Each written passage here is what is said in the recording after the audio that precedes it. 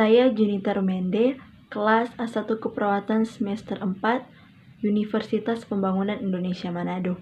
Saat ini saya membuat video ini untuk memenuhi tugas mata kuliah Keperawatan Anak 1, dosen Nurse Julita Legi, Eskep Mkep.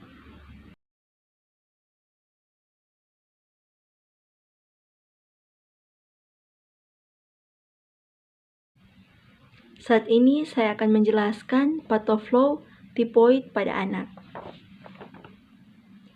Bacil Salmonella typhosa menginfeksi saluran, lalu terjadi demam, lalu terjadi hipertermi. Menginfeksi saluran ke tifus abdominalis, lalu diserap usus halus.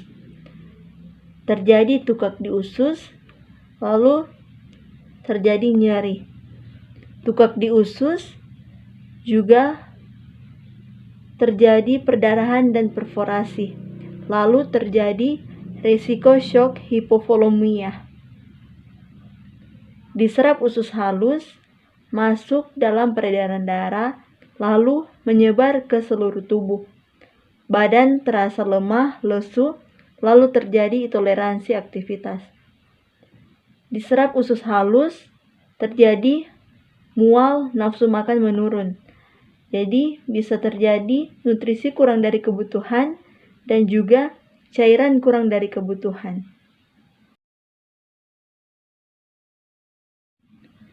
Diagnosa yang pertama, defisit nutrisi. Intervensi, tindakan observasi. Yang pertama, identifikasi status nutrisi. Yang kedua, identifikasi alergi dan intoleransi makanan. Yang ketiga, identifikasi makanan yang disukai. Yang keempat, identifikasi kebutuhan kalori dan jenis nutrien. Yang kelima, monitor asupan makanan. Yang keenam, monitor hasil pemeriksaan. Terapeutik, lakukan oral hygiene sebelum makan jika perlu. Fasilitasi menentukan pedoman diet. Sajikan makanan secara menarik dan suhu yang sesuai. Berikan makanan tinggi serat untuk mencegah konstipasi. Berikan makanan tinggi kalori dan tinggi protein. Berikan suplemen makanan jika perlu. Edukasi, anjurkan posisi duduk jika mampu. Ajarkan diet yang diprogramkan.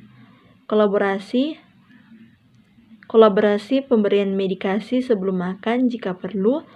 Kolaborasi dengan ahli gizi untuk menentukan jumlah kalori dan jenis nutrien yang dibutuhkan jika perlu. Diagnosa yang kedua yaitu hipotermia.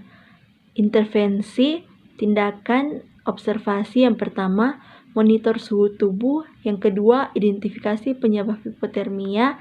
Yang ketiga, monitor tanda dan gejala akibat hipotermia. Terapeutik, sediakan lingkungan yang hangat, misalnya atur suhu ruangan. Kedua, lakukan penghangatan aktif eksternal. Ketiga, lakukan penghangatan aktif internal. Edukasi, anjurkan makan atau minum yang hangat-hangat.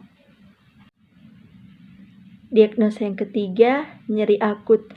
Intervensi, tindakan observasi. Yang pertama, identifikasi karakteristik muntah, misalnya warna, konsistensi, adanya darah, waktu, frekuensi, dan durasi.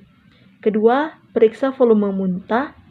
Yang ketiga, identifikasi faktor penyebab muntah, monitor efek manajemen muntah secara menyeluruh. Terapeutik, yang pertama, kontrol faktor lingkungan penyebab muntah. Kedua, kurangi atau hilangkan keadaan penyebab muntah. Ketiga, atur posisi untuk mencegah aspirasi. Yang keempat, bersihkan mulut dan hidung. Yang kelima, berikan kenyamanan selama muntah.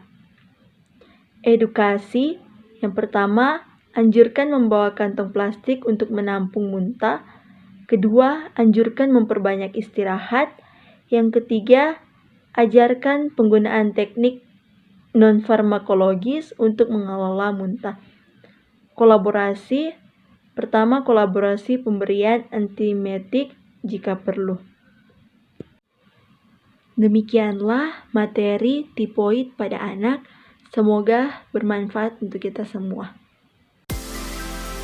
Kami, Universitas Pembangunan Indonesia Manado, membuka penerimaan mahasiswa baru tahun ajaran 2021-2022. Jadi kami mengajak teman-teman lulusan SMA atau SMK untuk bergabung bersama kami di Universitas Pembangunan Indonesia Manado. Di dalamnya ada Fakultas Keperawatan, Hukum, Teknik, Pertanian, Ilmu Sosial dan ilmu Politik, dan juga Sastra. Jadi kami mengajak teman-teman untuk bergabung bersama kami di Universitas Pembangunan Indonesia Manado.